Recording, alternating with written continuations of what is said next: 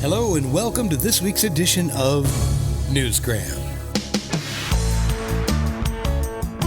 Let's begin the process of creating a new you. If you're willing to entertain the idea of making a new life for yourself, then today's show just might do the trick. It was the late, great Dr. Suess who once said, "The more that you read, the more things you will know. The more that you learn, the more places you'll go."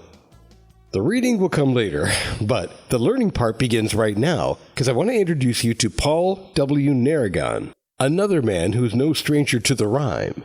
Something else we're going to get to shortly. Paul once asked himself the question, "Who am I?" And he did it over and over again as he took a very long walk. I walked from Kansas City to the West Coast when I was 50 years old.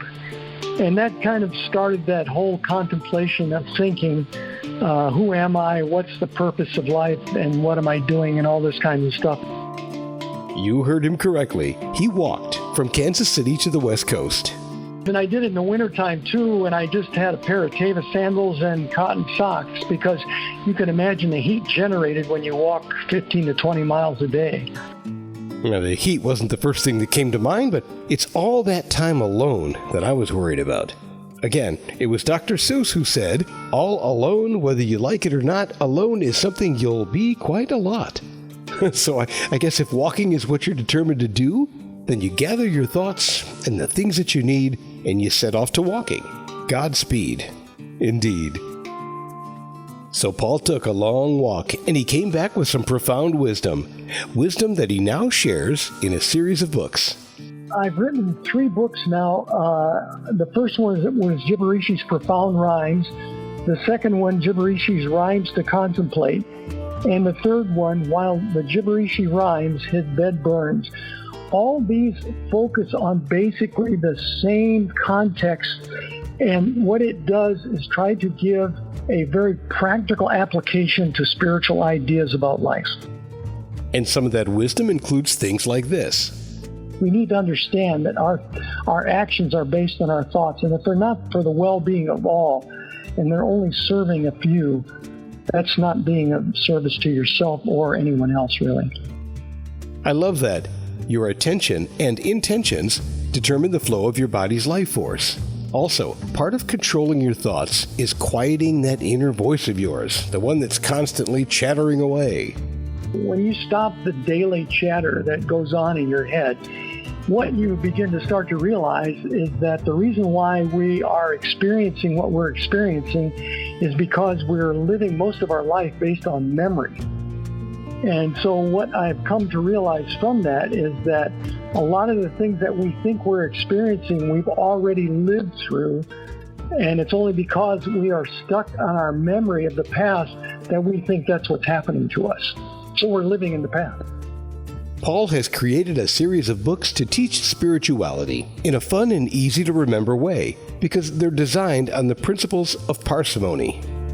Yes, exactly. And most rhymes and poetry is really very short in verse. And one of the things that's very important, and this is another thing that brought me to this whole idea of writing poetry and rhymes, is that I remembered when I was in graduate school, I had read an article about Occam's razor. It's the law of parsimony, which says basically something that is explained in its simplest terms and yet explains fully what is being said is the best way. So I always liked the idea of poetry because I was using Occam's razor to explain an idea. And when it rhymes like that, it just all fit together for me in that way. So I use both the idea of rhythm and rhyme and also parsimony. Here's an example. It's one of Paul's poems called Into Imagination Peaking. What carries the life force to change attention? Only you. You're the only source I can mention. Even for the truth realized, you may not care. You select what you're aware.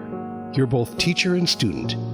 You establish what you undergo, forego, or prevent. It's all in the eyes of the beholder. Forget about another looking over your shoulder. You're not imitator, but a grand creator. That will be recognized sooner or later. The seeker, the sought. All else is for naught. For the seeker is invisible to the seeking. Into imagination you are peeking. There's no other concession, nothing else worthy of confession.